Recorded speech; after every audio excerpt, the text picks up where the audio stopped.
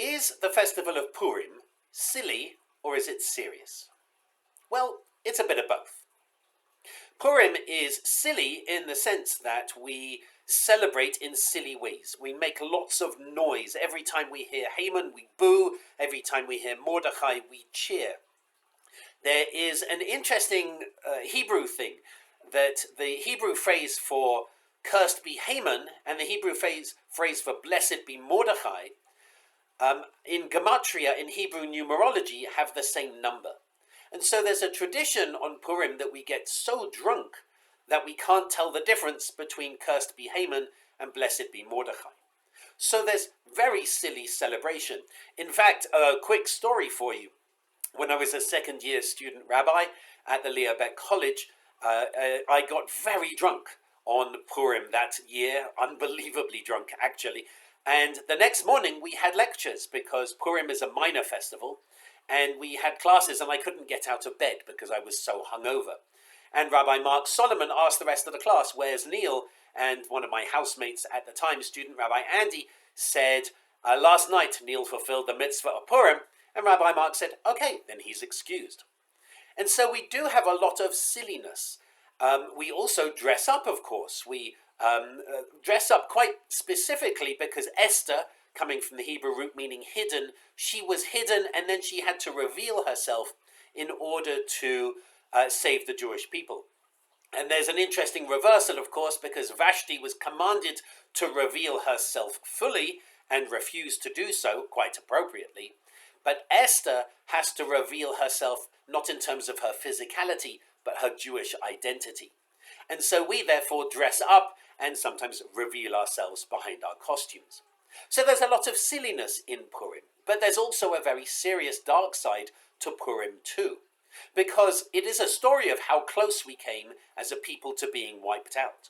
The very final chapter of the Megillat Esther is a chapter which describes how the Jews at the time felt that they needed to go around and kill very many people in order to keep themselves safe from something like this ever happening again. And that is a dark moment in the Megillah.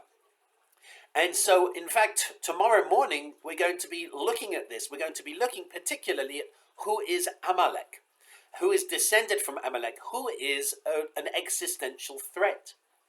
And this is a reality, an important dark reality for us, because even today, unfortunately, in the state of Israel, some extremist Jews use this misidentification of Amalek to perform acts of literal violence against certain non-Jews. And so we're going to be having a serious moment around Purim, which is our Torah study tomorrow morning, to have a look at who is Amalek throughout the ages. And we're also going to have some joy. At the moment, we've got our preschoolers celebrating their Purim. This Sunday, we've got our Purim Carnival for our religious school families.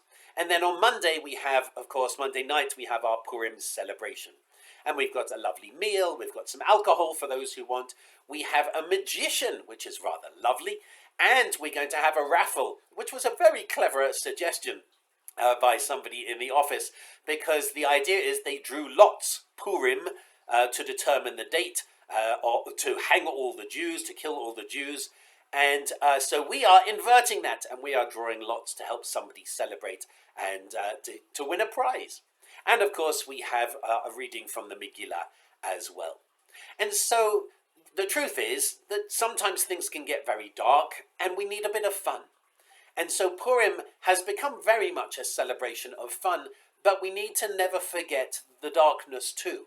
In fact, I think having a little bit of silly in the context of the darkness is what's really important. It's not just silliness for silliness' sake, but it's a way of saying they almost wiped us out. And so we should celebrate. We should be serious and recognize how close we came.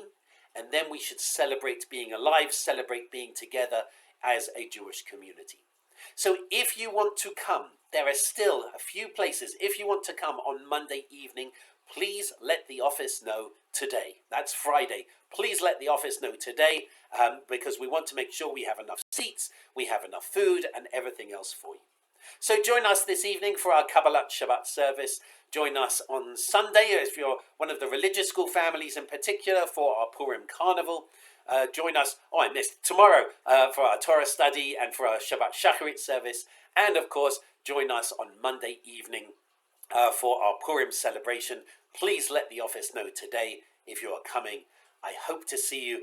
We've got lots of things going on. I hope to see you then for our serious and rather silly Purim and Shabbat celebrations. I wish you Shabbat Shalom.